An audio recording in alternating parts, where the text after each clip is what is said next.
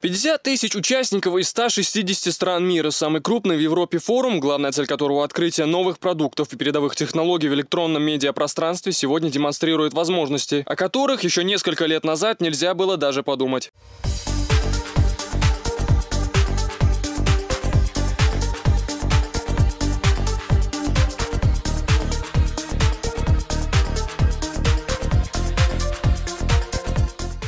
В этом году свыше 1300 участников продемонстрировали новинки области телерадиовещания, цифровых технологий и мультимедийного оборудования. Впервые на выставке был представлен объединенный стенд российских компаний, производителей оборудования для телепроизводства. Среди отечественных продуктов мобильный телекомплекс, в разработке которого использовалось только российское оборудование. Я являюсь представителем российской компании телевизионной, которая производит телевизионный контент.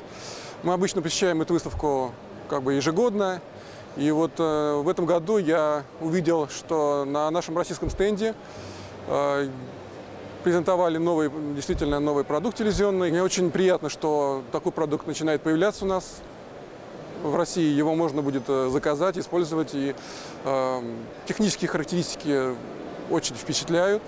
По словам специалистов, сегодня российские проекты демонстрируют успехи импортозамещения. В разработке большинства продуктов, представленных на выставке, участвовали только отечественные производители. Отечественные производители способны обеспечить продуктами российского производства целиком и полностью клиентов российских телекомпаний, российских радиокомпаний. Очень радует, что отечественный производитель готов представить свои продукты на международной арене, стремится развивать свои продукты и предлагать новые решения, порой даже уникальные для международного рынка.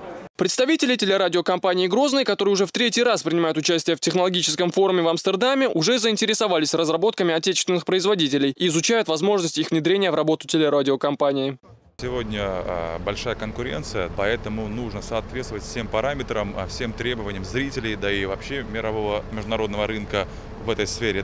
ЧГТРК «Грозный» регулярно следит за новыми технологиями в сфере телерадиовещаний, которые появляются на международном рынке. И тем самым мы стараемся постоянно улучшать эфир.